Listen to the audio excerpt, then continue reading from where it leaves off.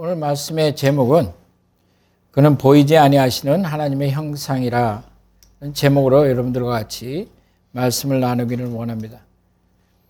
골로새서 1장 15절에 보면 그는 보이지 아니하는 하나님의 형상이시오 모든 피조물보다 먼저 나신 이시니 만물이 그에게서 창조되되 하늘과 땅에서 보이는 것들과 보이지 않는 것들과 혹은 왕권들이나 주권들이나 통치자들이나 권세들이나 만물이 다 그로 말미암아 그를 위하여 창조되었고 또한 그가 만물보다 먼저 계시니 만물이 그 안에 함께 섰느니라. 여러분들이 아시다시피 하나님이 보이지 아니하시는 것은 그의 본질 때문에 그러죠. 하나님의 제한이 없으신, 하나님 만일에 제한이 있으시다면 하나님이 될 수가 없죠. 하나님은 제한이 없기 때문에 그를 가둘 만한 울타리는 없고 그리고 그가 넘어설 수 없는 그런 경계는 없죠. 그래서 하나님은 절대로 보이지 않는다고 우리에게 말씀하시는 거예요. 그런데 이 말씀을 보면 그는 예수 그리스도는 보이지 않는 하나님의 형상이라고 얘기를 하면 그러면 다시 그것을 우리가 생각해 보면 예수 그리스도는 보이는 하나님의 형상이라는 거죠. 하나님은 보이지 않으세요. 아버지는 보이지 않으세요. 하나님 보이지는 않으세요. 근데 예수 그리스도가 그 보이지 않는 하나님의 형상이라는 것은 예수 그리스도는 보이는 하나님의 형상이라는 거예요. 왜 우리에게 보여질까? 그리고 보여지기 위해서는 뭐가 필요한가? 보여지기 위해서는 제한이 필요한 거죠. 그 제한이라는 게 지금 무엇을 얘기하는 거냐면 육신을 얘기를 하는 거예요. 근데 왜 그 육신을 입고 오셨을까? 그것이 굉장히 중요한 것이죠. 오늘 이 말씀 중에 재밌는 말씀이 있고 많은 사람들이 이해를 못하고 궁금증을 가지고 지나가 버리는 모르겠다. 그리고 지나가는 말씀이 바로 그 다음에 나오는 말씀이에요. 그는 모든 창조물보다 먼저 나신 자라. 이게 원어에 보면, 영어에 보면, 그래서 우리나라 사람들이 한국말로 보면 조금 더 편해요. 그냥 지나갈 수가 있으니까.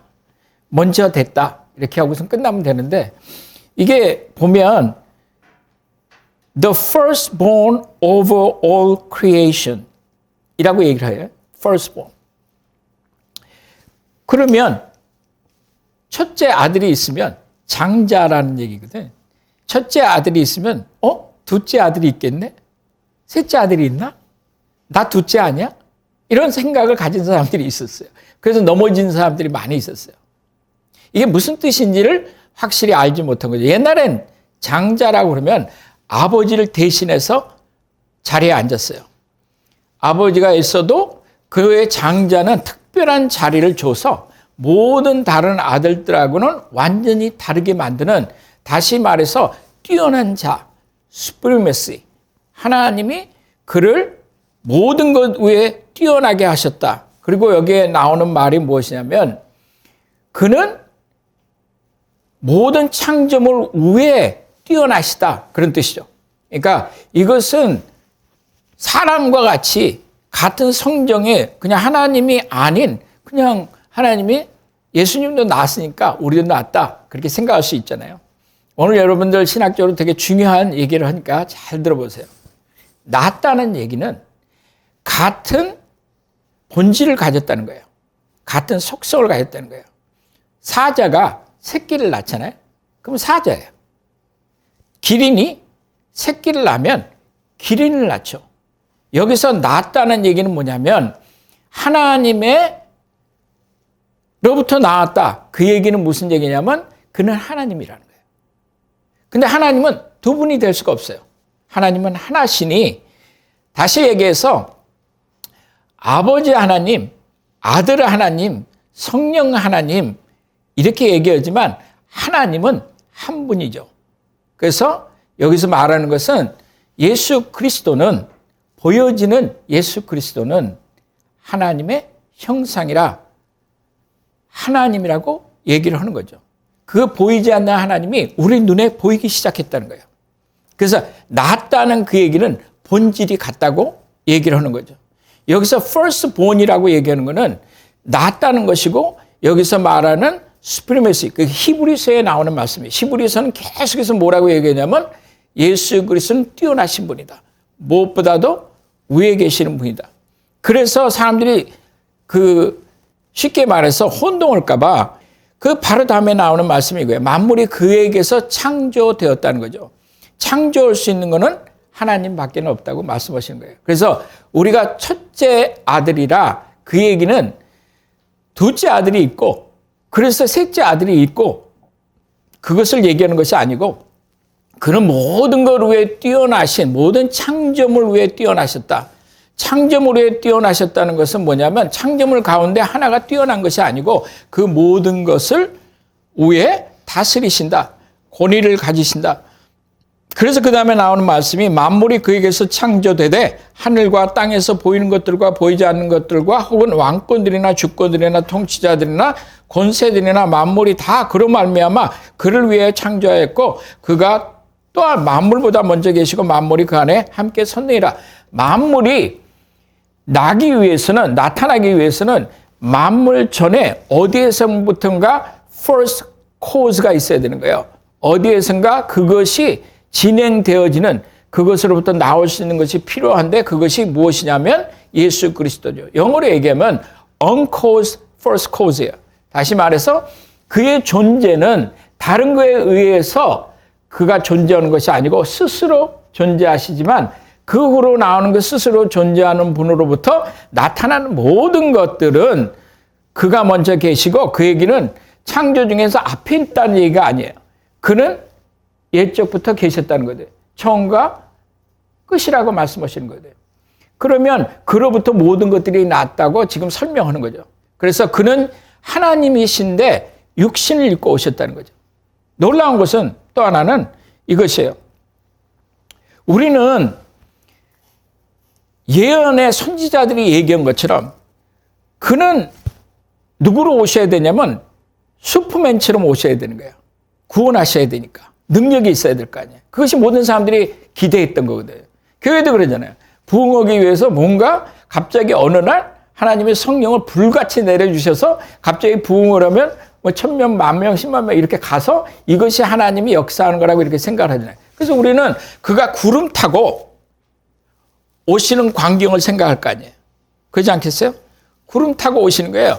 그 대단한 그리스도가 우리 가운데 올 때는 구속하기 위해서는 그 능력 가운데 날개를 펴시고 구름 타고 오시는 것을 생각하는데 이사야서 9장 6절에는 뭐라고 말씀하세요? 한 아기가 우리에게 낳고 한 아들을 우리에게 주신 바 되었다고 성경은 얘기하죠. 아이가 온 거예요. 지금 난 아이가. 그 아이를 바라보면 여기서 무슨 힘이 있을까? 여기에 어떤 능력이 있을까? 그 아이를 그리스도라고 볼 수 있는 사람은 하나도 없는 거예요. 하나님이 보여주시기 전에는 볼 수가 없죠. 우리가 바라는 것은 그게 아니거든. 크게 한 방 하는 거거든. 그래서 우리는 모든 다른 사람들이 노력하고 공부하고 그랬던 것은 전부 다 중요한 게 아니에요. 내가 한 방 터뜨리는 거죠. 그런 생각을 갖고 있으니까 우리는 예수께서 오시는 것도 구름 타고 하얗게 하고 막강한 힘을 가지고 와서 모든 것을 전부 다 구원해 주는데 그렇지 않다고 말씀하시는 거죠.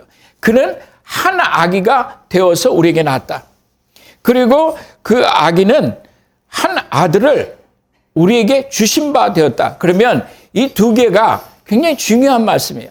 하나는 낳았다는 것은 무엇이냐면 그는 본질이 하나님이시라는 얘기고 또 악이라는 것은 뭐냐면 성경이 우리에게 말하는 것처럼 모든 고난은 빌봇에 말한 것처럼 그는 근본 하나님의 본체시나 다시 말해서 그는 하나님이시나 하나님과 동등됨을 취하지 아니하시고 오히려 자기를 비워 종의 형체를 가져 사람들과 같이 되었고 사람의 모양으로 나타나셨으며 자기를 낮추시고 죽기까지 복종하였으니 곧 십자가에 죽으심이라.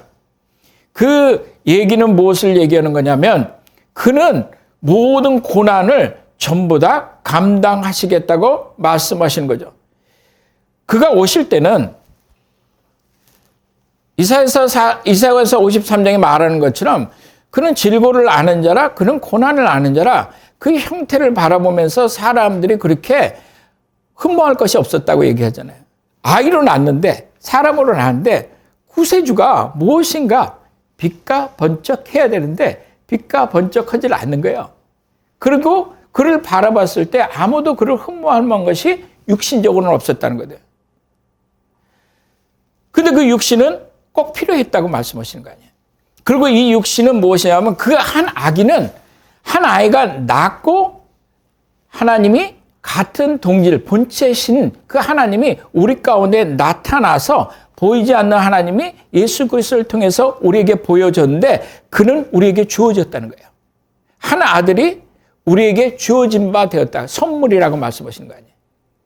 그러니까 모든 것은 우리에게 있는 것이 아니고 하나님으로부터 시작한다는 거죠. 그러니까 인간을 바라보면서 답답한 거죠. 내가 나의 형상을 따라서 저들을 창조하고 그 얘기는 뭐냐면 그들 안에서 하나님이 나타나기를 원한 거거든. 하나님은 아니지만 피조물이지만 그 피조물 가운데 그 하나님의 아름다움이 나타나기를 원한 거거든. 하나님의 그 거룩하심과 그 깨끗하심과 transcendent 그것이 그리고 그의 사랑이 나타나기를 원하는데 그들 안에는 공의가 나타나지 않았다는 거죠. 그래서 그들은 결국 스스로 자기가 둘째 아들이 돼서 하나님이 돼서 하나님으로부터 떨어져 나가는 그래서 죽음 가운데 들어갔는데 그걸 하나님이 보시면서 너무 마음이 아프신 거예요. 사랑의 하나님이. 그것이 육신 가운데 오신 거거든. 왜 육신이 필요하냐? 이에는 이, 눈에는 눈이라고 성경은 얘기하죠. 그러니까 인간을 구하기 위해서 인간의 육신으로 인해서 죄가 들어오잖아요. 그는 죽을 수밖에 없는데 인간을 위해서 그러면 인간이 죽어야 되는 거예요. 그거는 변하지 않는 하나님의 justice예요. 하나님의 공의는 just of God은 하나님은 나는 스스로 있는 자다. 나는 하나님이다. I am who I am. 얘기하실 때는 그 본질이 is는 바뀌질 않는 거예요. 절대로 바뀌질 않죠. 그러니까 하나님의 공의는 절대로 없어지지 않아요. 여러분 우리가 잘못되고 죄를 지면서 우리는 어떻게 했냐면 내가 오늘 죄 졌어. 그렇지만 하나님 저 사랑하시죠. 저도 하나님 사랑해요. 이것이 아니라는 거죠. 그렇게 해서 죄가 없어진다고 얘기를 하는 게 아니에요. 내가 오늘 가서 사람을 죽이고 아니면 사기를 치고 내 마음대로 살아놓고 우리 안에는 무슨 생각이 있냐면 하나님은 사랑이시니까 괜찮겠지 생각하는 것이 아니라고 말씀하시는 거죠. 왜냐하면 그가 아들을 보내셨다는 거예요. 보이지 않는 하나님을 우리에게 보이는 하나님으로 오게 하셨는데 육신을 입었거든요. 그 육신을 입고 그 육신은 무엇으로 하는 거냐면 이에는 이, 눈에는 눈이라고 말씀하실 거예요. 하나님의 공의를 섬겨주겠다는 거예요. 사람이 위에서 수많은 동물들이 죽어나간 것은 그것은 하나님의 공의가 아니에요. 사람을 위해서는 사람이 죽어야 되는 거예요. 사람의 그 피를 위해서는 사람의 피가 흘려야 된다고 그것이 하나님의 공의거든. 그러니까 하나님이 보이지 아니하는 하나님이 제한이 없으신 그 하나님이 육신으로 오셨다는 것은 그리고 어린아이로 한 아기가 우리에게 낳았다는 것은 그가 육신을 입고 인간이 어른이 아이부터 어른이 되는 그 과정 속에서 모든 것을 사람으로서 겪어야 되는 모든 것을 그가 체험하셨다는 거예요. 경험하셨다는 거예요. 그러면서 그는 죄가 없다고 말씀하시는 거예요. 그 얘기는 무엇이냐면 죄 없는 자가 죄인을 위해서 죽으시겠다는 거거든요. 죄 있는 자가 죄 있는 자를 죽어서 뭐 하겠어요? 자기도 죽을 자를 위해서 죽어서 뭐 하겠어요? 그러니까 죄가 없는 이가 죄 있는 자를 위해서 죽겠다고 말씀하시는 거죠. 그것이 이제 하나님의 마음이에요. 놀라운 것은 무엇이냐면 이것이 어떻게 가능하냐 한 거예요. 저는 부활이 없으면 사실 우리의 믿음도 헛거라고 얘기를 하잖아요. 그래서 어떤 사람들은 보면 모든 게 다 부활이에요. 그건 맞는 말이에요. 부활이 없으면 그럼 우리가 소망이 없잖아요. 죽고서는 부활이 없으면 끝나는 거냐. 하지만 놀라운 미스터리는 뭐냐면 제한될 수 없는 그 하나님. 어떻게 사람이 되셨냐. 그거는 정말 생각할 수 없는 것을 하나님께서 해 주신 거거든요. 그것이 성탄절을 얘기를 하는 거예요. 보여지지 않는 그 하나님의 형상이라는 것은 우리 눈앞에 하나님의 형상이 보여졌다는 거거든요. 본질이. 그래서 예수께서 뭐라고 말씀하시냐면 인자는 이라고 말씀하시냐면 The Son of God. 아들. 그거 무슨 말씀이에요? 그가 세상에 오셔서 보여주고 싶은 것은 내가 사람이 되어야지만 된다는 것을 말씀하신 거거든요. 나는 제한이 있을 수밖에 없다고 말씀하신 거거든요. 그래서 예수께서 뭐라 하냐면 어떤 것들은 나는 아버지께 맡겼다는 거예요. 왜? 제한을 가지셨으니까. 그래서 그는 고통을 당하실 수밖에 없거든요. 그래서 그가 우리 가운데 오셔서 그 모든 것을 경험하셨지만 아이로부터 시작해서 어른이 되는 그 과정을 지나가면서 그는 마지막에 십자가에 못 박혀 돌아가시거든요. 그것이 하나님의 형상이라는 거예요. 그 예수 그리스도 얼굴에 비치는 그 하나님의 영광의 그 빛이 예수 얼굴에 있다고 얘기를 한 거예요. 그것을 보지 못하는 자들은 마귀가 그들의 마음을 혼미하게 만들어서 그들로 하여금 하나님의 영광이 비치는 그 빛을 예수 얼굴에 보이는 것을 보지 못했다는 거예요. 사람들은 예수님을 바라보면서 흠모하는 것이 없었다고 얘기하거든요. 그런데 그것은 뭐냐면 육신을 얘기를 하는 것이 아니고 그 안에 나타나는 보이지 않는 모든 하나님의 성품들이 예수 안에서 다 나타냈다고 말씀하시는 거예요. 그것이 우리에게 선물로 주셨다고 얘기를 하는 거예요. 크리스마스. 그러니까 무엇이냐면 여러 사람들이 많이 얘기하잖아요. 크리스마스는 선 가시고 그런 거 다 떠나서 예수께서 오셨다는 건 한 아기가 우리에게 낳고 한 아들을 우리에게 주셨다는 것은 그 구원은 너에게 있지 않다는 거예요. 주어진다는 얘기거든. 너희를 세상 가운데 나타나게 하신 창조하신 이께서 너희를 붙잡겠다고 말씀하시는 거예요. 성경에 오늘 아침에 오면서 제가 다른 날 이제 그 말씀을 여러분들하고 전하기를 원하는데 그것은 무엇이냐면 이거예요. 제가 이번 금요일 날 설교를 하면서 마음이 너무 아팠어요. 어떤 면에서는. 근데 예수께서 돌아가시기 전에 여인들이 와요. 그 얘기를 듣고 너무 안타까운 거예요. 울어요. 예수님, 너무 안타까운 거예요. 그걸 사랑하니까. 이 여자들이 그런 거 보면 참 좋아요. 기도하고. 근데 여러분 잘 들어보세요. 그때 예수께서 뭐라고 말씀하시냐면 이렇게 말씀하세요. 너희는 나를 위해서 울지 말고 너희의 자녀들을 위해서 울라고 기도하라고 말씀하시죠.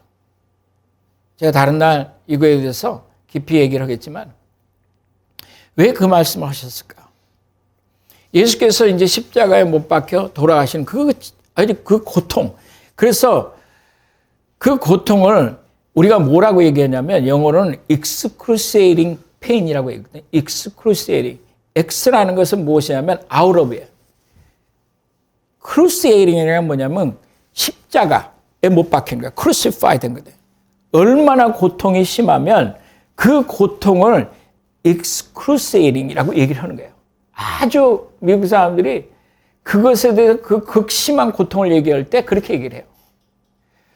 그런데 예수께서 지금 그 고난을 받으셔야 되는 죄 없으신 분이 죄가 돼서 십자가에 못 박혀 돌아가시는 그 순간에 말씀하신 건 뭐냐면 나를 위해서 울지 말고 왜? 그는 그것으로 생명을 오신 모든 세상 가운데 오신 모든 일을 다 하신 거예요. 선한 일을 다 하신 거거든요. 우리를 구하는 것이거든요. 그런데 문제는 뭐냐면 그의 자녀들은 이제 낳았잖아요.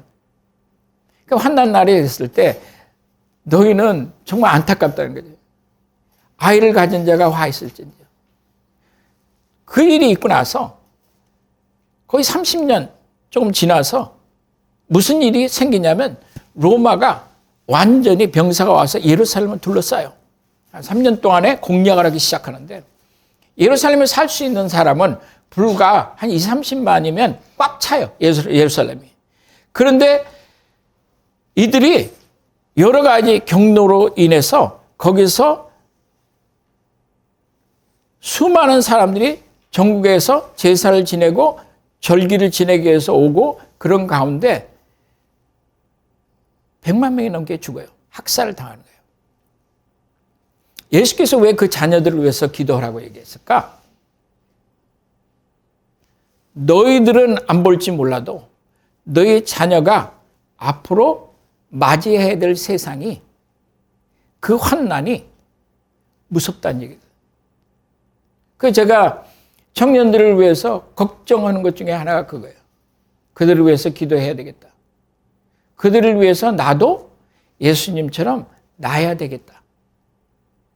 그 얘기는 하나님가 우리에게 낳았다는 얘기는 그것은 그의 나심으로 인해서 그가 어른이 되는 과정까지 그는 모든 것을 전부 다 경험하시는 거예요. 하나님이 하지 못하는 것이 여러 개가 있어요.